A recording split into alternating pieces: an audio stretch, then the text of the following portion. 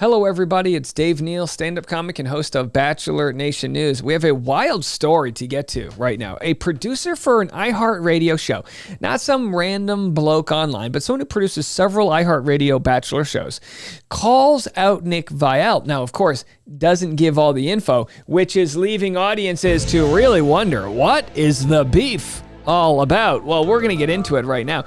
Pretty wild Tuesday today. It is Bachelorette finale day, which means we'll have all of your content. A 1-hour pre-show live stream starting at 7 p.m. East Coast, followed by a live stream immediately after tonight's episode. I'll be joined by Spoiler King Reality Steve for the post-show live, and we will be reacting to all of the crazy bombshell news.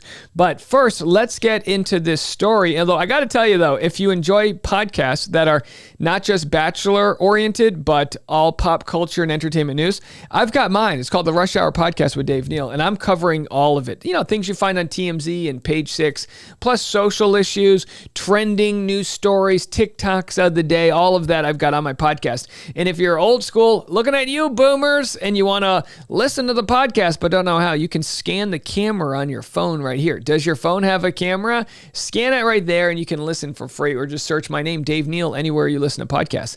And maybe you listen to podcasts like on your Apple Podcast app. And now we have Scrubbing In with Becca Tilley and Tanya Rad. I don't know anything about Tanya, although she does seem rad. What a cute combo. There they are.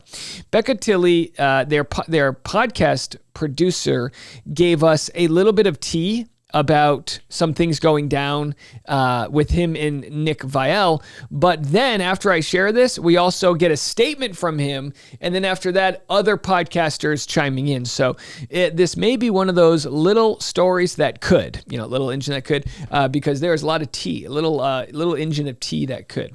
So let's play. It's going to be very quick, but there's a lot to listen to. Here we go. Sort of sound. I'm going to drink because I literally...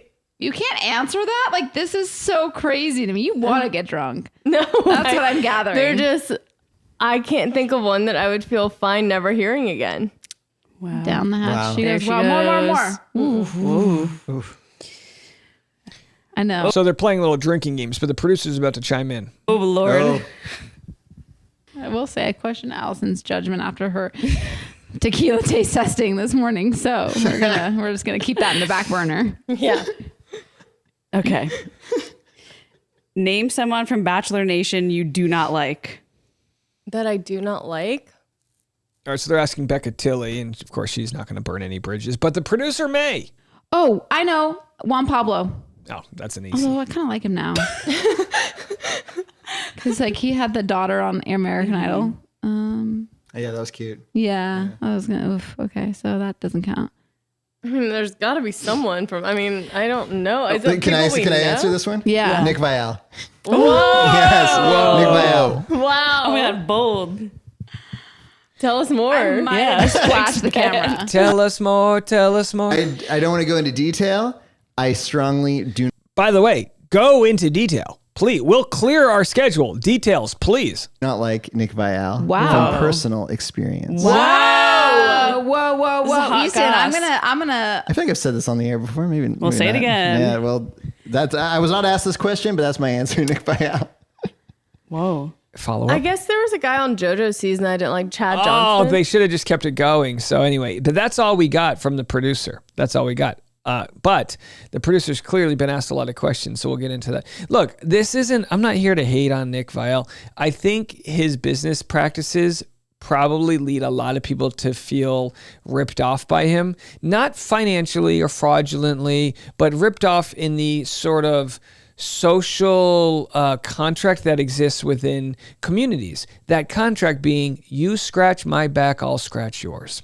So it's my opinion that the reason why, and again, I have no knowledge here, but it's my opinion that the reason why this producer has a problem with Nick Viall is because Nick didn't live up to a mutually understood bargain that they would have had, which is like, all right, we'll have my guest do your podcast, but then you have to do theirs. This happened with someone else in Bachelor Nation recently. I'm not going to say who. My Patreon probably knows, but somebody sort of did not live up to a contract a verbal contract, which was, I won't promote this, but you have to do my podcast, or vice versa. This happens all the time. You'd be surprised. And I was part of a deal, not involving Nick Viall, where I helped broker a deal, which was, help someone avoid maybe press that wouldn't have been something they wanted. Untimely, we'll call it. And in exchange, and by the way, I wasn't the one, and it's by all means not blackmail. I'm not talking about that. But, in exchange for holding off on a story, they would and then do someone else's podcast. I helped broker the deal. They ended up going back on their word. It made me look bad. It made the other person look bad. And that's just like business practices, right? It just can be kind of difficult. I don't know if that's the case here. And I'm trying to be as extremely vague as possible because it's just not worth the public drama. But I wonder if this podcast producer feels the same way, which is it's not worth the public drama. Here's what he had to say. Someone asked him a question. Dying to know the tea with your dislike of Nick V. That's a nice little poem. Dying to know the tea with your dislike for Nick V. And he said, I don't want to give this too much attention. Well, the cat's out of the bag, because dwelling on the negative simply contributes to its power. But trust me when I say that dude effing sucks big time. I am not here to pile on, but I will say this. I've heard a lot of trash talk in the Bachelor world because I cover The Bachelor. So when I meet someone on The Bachelor, they want to know what I know and vice versa and things like that. I personally wouldn't say, I don't have any enemies as far as I'm concerned in the Bachelor world. I wouldn't call Nick one of them. On my end, I don't really have much against him other than, I've been upset that he didn't he didn't credit me when it came to Clayton Echard discussing me on his podcast. He actually took me out. He deleted my name, which again, not that big of a deal to others, but when you're putting in a lot of equity and they have a small YouTube channel, small podcast channel, you want to know that when someone else is discussing work you've done, that you're properly credited for that. So would I say that he effing sucks over that? Well, I think it's super insecure. I think it's super insecure that he cares so much about not giving attention to people. I mean, take, for example, I have a sound bite here from when Becca Moore was on his podcast, right?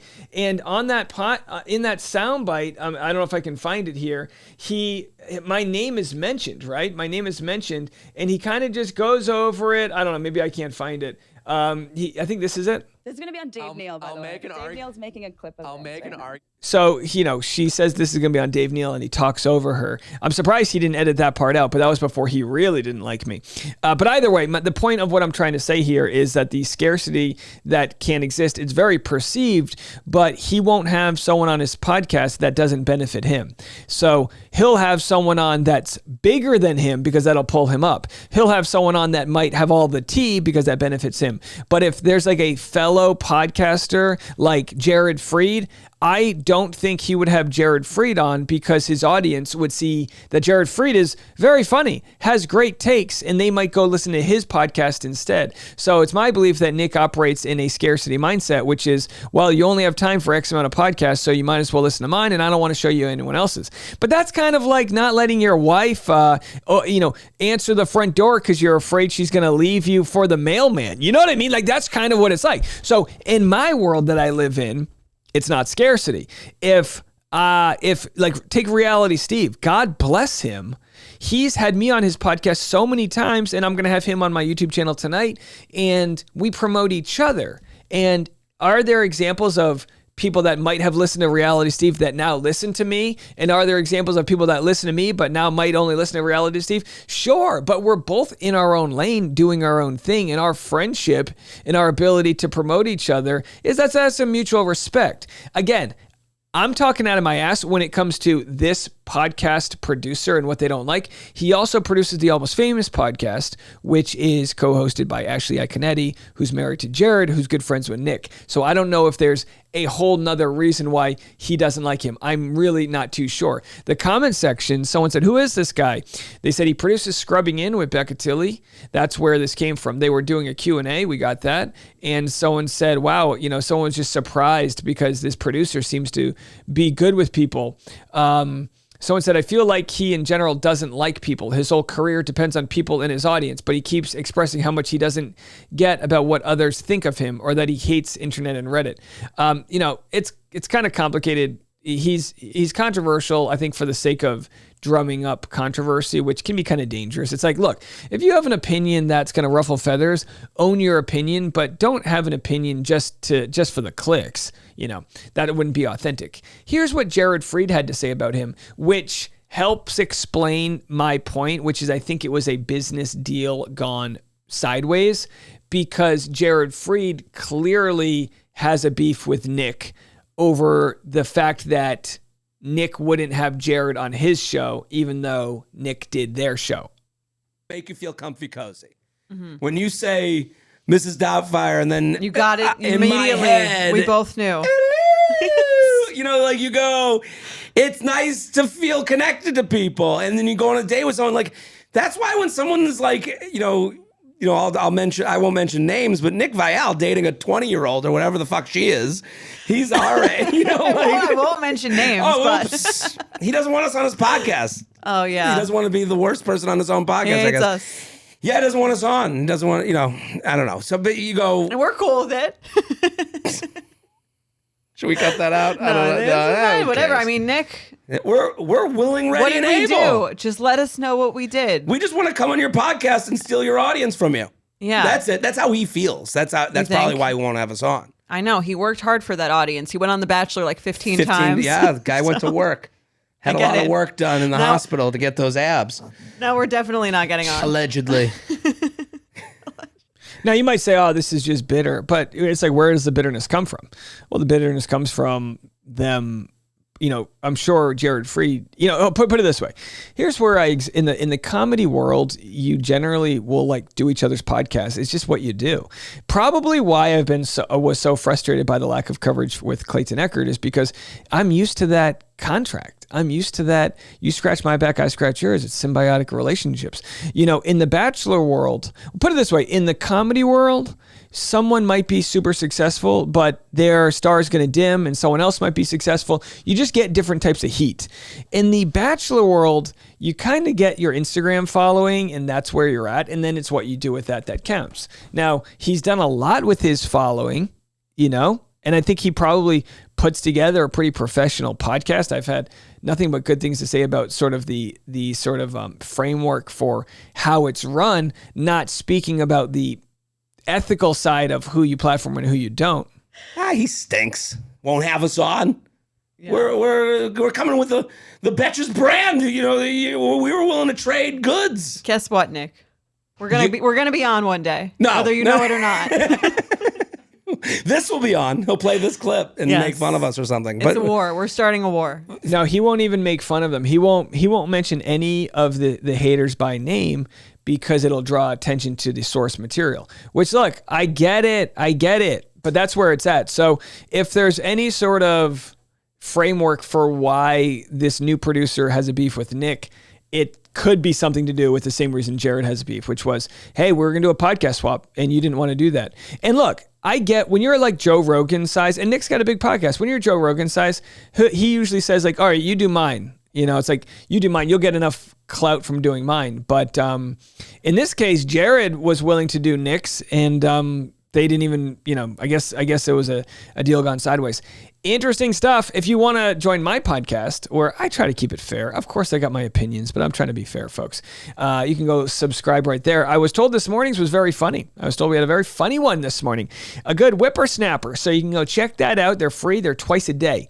I'm doing podcasts unlike anybody else out there. I'm doing them as a rush hour, twice a day drive. It's starting to drive me a little crazy, the workload, but I enjoy it. So that's why I still do it. So you can go subscribe and give us a view or a download. It's free, and we'll catch you out there. All right, I'll be back tonight, 7 p.m. East Coast for the live stream before and after tonight's episode. We'll see you then. Bye.